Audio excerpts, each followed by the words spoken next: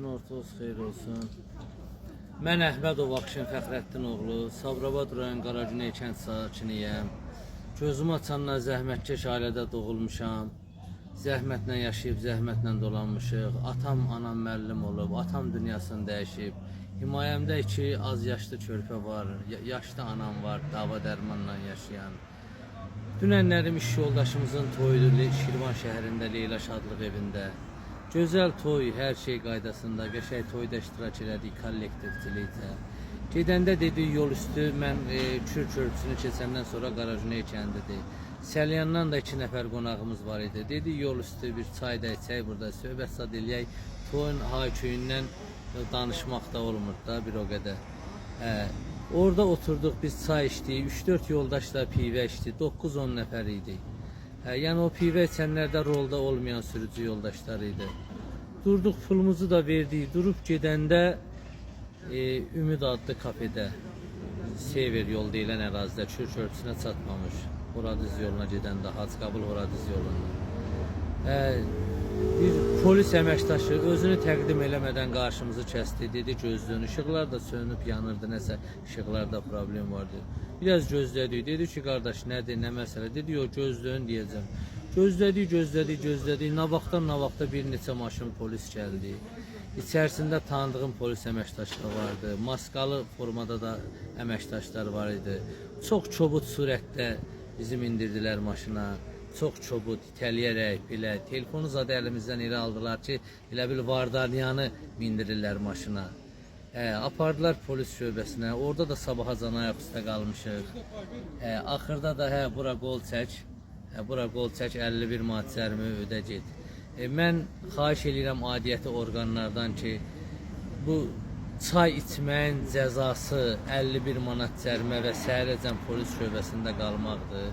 Bizə deyir ki, ora əxlaqsız yuvadır, bizə deyir, ora nəm pozğunxanadır, siz orada nə ağarırsınız, nə edirsiniz? Mən 41 yaşım var, ziyalı övladıyam, məni tanıyanlar bilir ki, mən rəhmətli atam 3 oğul toy eləyib, süfrəyə içki qoymayıb.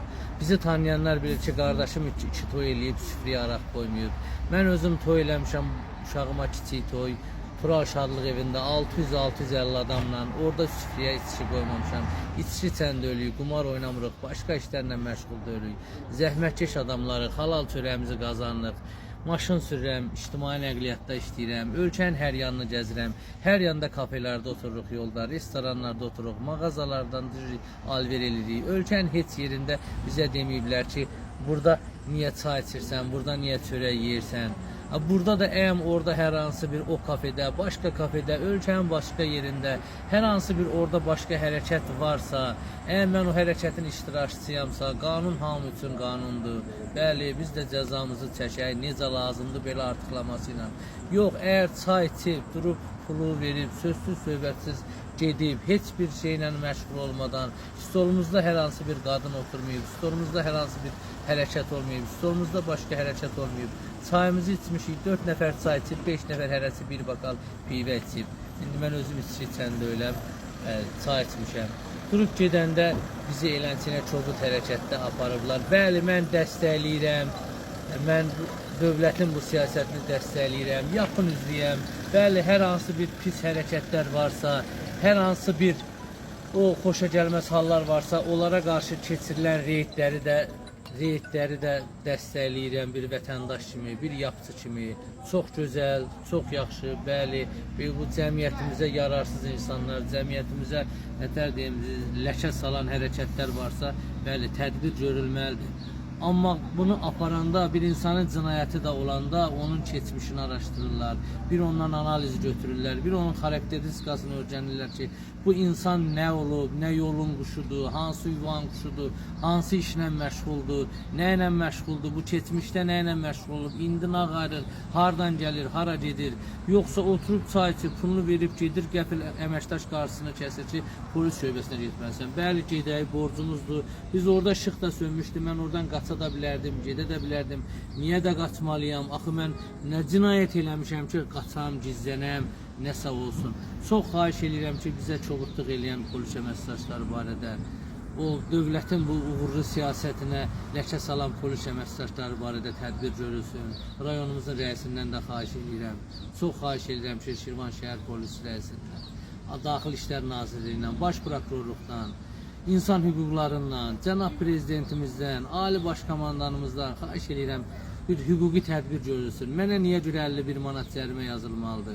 Mən çörək qazanan bir insanam. 51 manat cərimə mənə maddi cəhətdən bir o qədər də ziyan vurmur.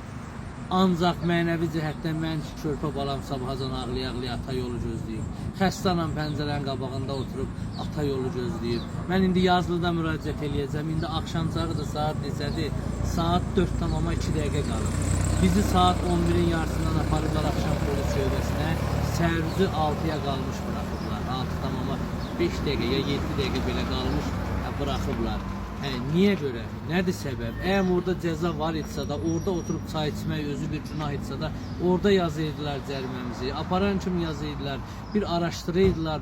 Nədir? Heç biri oradakı bəlkə də bir axmaq adam var. Axmaq adamla bir ziyalı övladına fərq qoyulmadan, ictimai nəqliyyatda işləyən, özünü apara bilən insana fərq qoyulmadan elə cəriməni yazıb, ora qov, bura qov. Mən çox təhqir olunmuş hiss eləyirəm özümü. Mən o Vardanyanla özümdə hiss eləmədim ki, elə bil o Vardanyanı bizdən hörmətlə apardılar təcridxanaya. Yəni günahı olmayan bir adama günah yazmaq olmaz. Çox sağ olun.